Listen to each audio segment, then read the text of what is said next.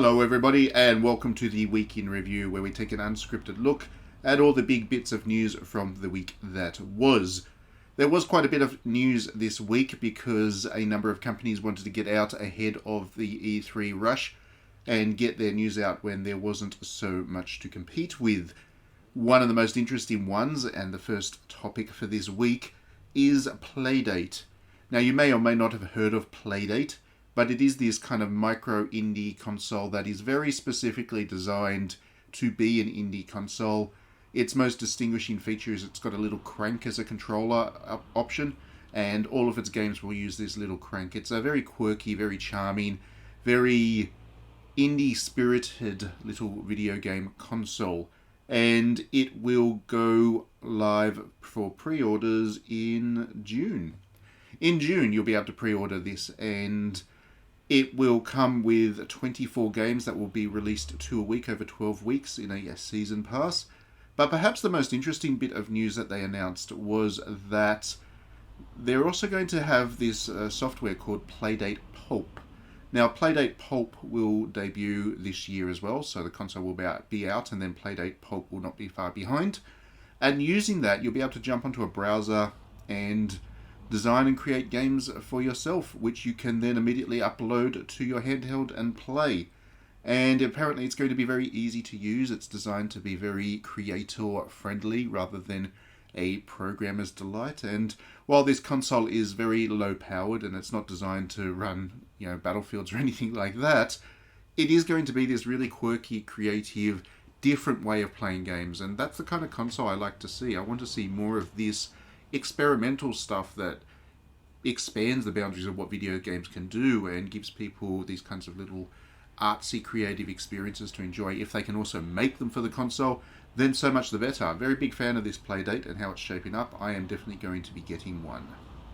Okay, so next up we have the news that EA has managed to piss me off yet again. So EA had its big Battlefield 2042 presentation this week, showed off the game. We all got to see what we're going to be playing, and it's certainly a eye-raising setting. It takes place in 2042, where the climate has basically gone kaput, and there was a Second Great Depression. There are only two superpowers left in the world, that being Russia and America. They fight over what resources are left, and everybody else is basically a climate refugee who picks up weapons to fight for one side or another as mercenaries, because what else are they going to do? They're called the No-Pats in this game's universe. It is a pretty relevant and pertinent topic to today's discussions that we need to be having, because we're not that far away from actually achieving what this game is depicting. And, of course, when interviewed about this, about their theme and what they're saying with this game, the design director, Daniel Berlin, in an interview with IGN, said the following: "It is definitely purely a multiplayer game for us. The reason we decided to go down this route is so we could create a narrative with this world and yada yada yada yada. It fits the scale. It gives us the reasons to go all over the world. It's for gameplay reasons across the board." So, as usual, the AAA industry has these themes. They make these games about these topics, and then they pretend that they're not going to have anything to say about it, despite the fact that by not saying anything about it, they are saying something about it. And, we've talked about this so often on this channel. If video games are art, then the themes that they express are of relevance and they need to be talked about, and developers have to own up to it. You can't go and put climate change in a video game and then say, oh, but it's not political, we're not saying anything about it. If they really think that they're not saying anything about it, it is grossly irresponsible, because as the leading entertainment medium in the world, as the leading art form, these people have a responsibility to actually engage with the art, and that means putting these themes out there, having these conversations, encouraging people to actually think about this stuff, not just consume content to give EA money. And yeah, it infuriates me. We have this discussion over and over and over again in this industry. It happens every single time a AAA studio makes an announcement. As soon as they're asked about what themes are in their game, they go, oh no, we're not actually saying, because they're so frightened of losing their customers. They are so frightened of losing the bottom feeders, which fill their pockets with gold, that they just refuse to even engage with the topic, and that is just grossly irresponsible. So if I didn't have enough reasons already not to be interested in Battlefield 2042, this is another one. Okay, so next up we have some sad news actually. Yuji Naka, the legendary developer who most recently produced Balan Wonderland for Square Enix, having just joined Square Enix to produce Balan Wonderland, has announced that he is leaving Square Enix and is even considering retirement at the relatively young age of 55. If you know much about the Japanese working culture, 55 as a retirement age is not very common at all, but he is contemplating it. It is obvious that Balan Wonderland underperformed. Square Enix was probably not very pleased with the critical reception above and beyond the sales. And it was just too much, I guess, for Yuji Naka. He has copped a lot of heat for this game. And it is disappointing because Balan Wonderland is a very creative work.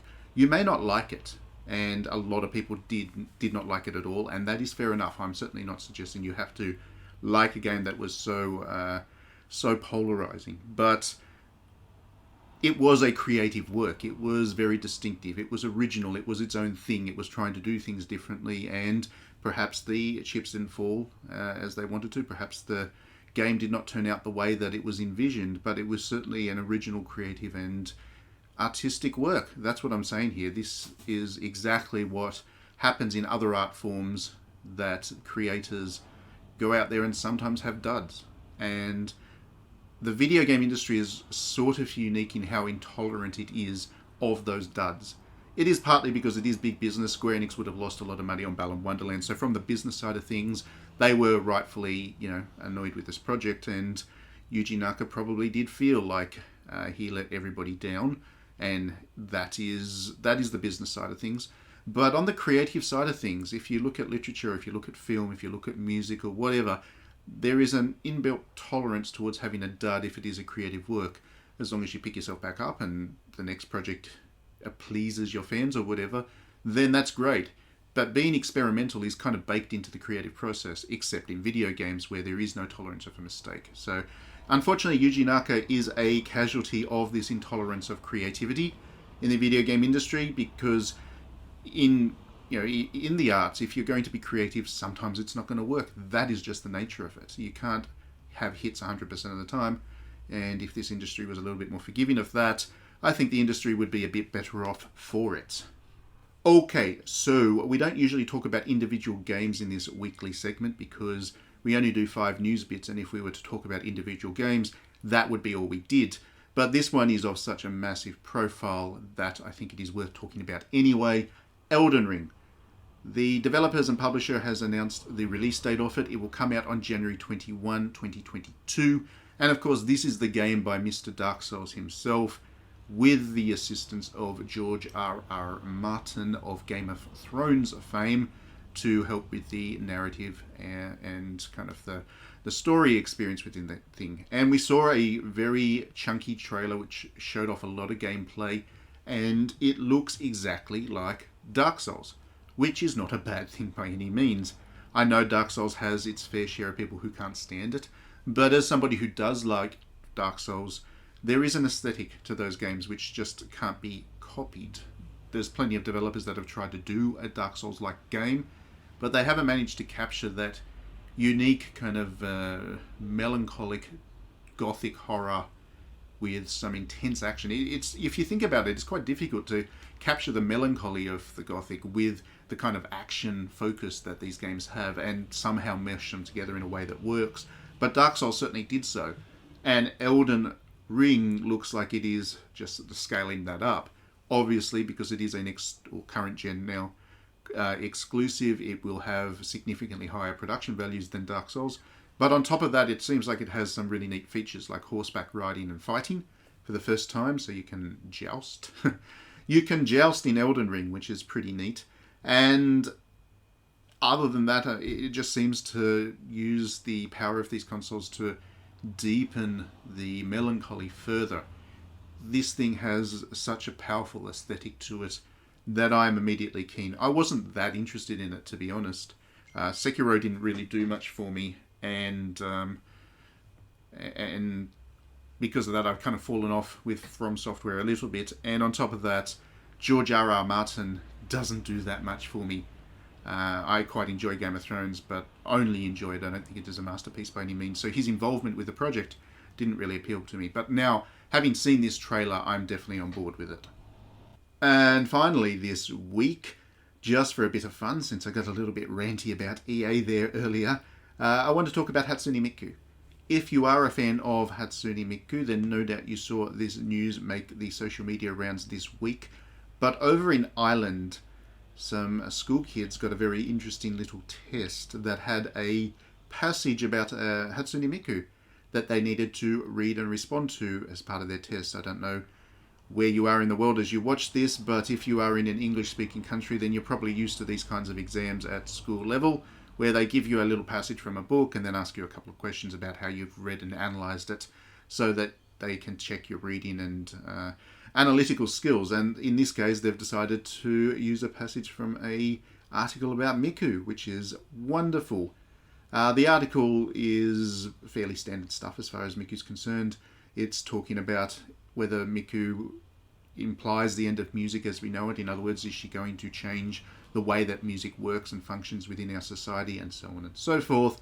It's nothing that we haven't covered in digitally-downloaded.net plenty often in terms of our own coverage of Miku, but it just goes to show just how much of a mainstream success Miku is. That where a couple of years ago, even just a couple of years ago, Miku was very much a subcultural thing, and everybody was kind of feeling good. If you're over in Japan, you'd see some Miku stuff maybe on an ad or on a billboard or something, and you'd be like, wow, she's in advertisements. But it's quite another thing for a digital idol, to take that next step to actually become a mainstream source of conversation and so on. And Miku's been threatening to do that for a while. She's opened concerts for Lady Gaga, she's been on American TV, so on, and she does tours around the world and all that. And she has been threatening to become like a mainstream personality as such. Being in this school book is probably a good indication that she is very much mainstreamed now, that it's not just this quirky, weird thing for weird people, but it is also, Miku is something that has a real world implication, and people who aren't otherwise fans of anime and stuff will still know who Miku is and will still think about her and talk about her. So yeah, just a bit of fun there. I'll post the link so you can read the article and the questions that the students were asked in the description below this video. That's enough for this week. Thank you as always for tuning in. Do let me know your thoughts on any of the topics in here. Let's have a good old chat about them. If you do enjoy my videos, please do consider liking and subscribing, because that way you won't miss any. And if you do want to back what we do on digitally-downloaded.net, between the videos and the written reviews on DDNet and so on, you can do so over at Patreon. You can back us for as little as $1 a month, and it is a good idea to do so, not only because you are supporting what we do, but also because the Patreon backers get a monthly magazine, with next month's or this month's magazine going out tomorrow. You'll be able to grab that and read it. It's 48 pages of all kinds of interesting stuff that we don't cover anywhere else. So that's a good bonus to back us for just $1 a month. All right, thanks everybody. Have a great weekend. Enjoy the games, and let's get ready for E3 next week, and we will see you at the end of it.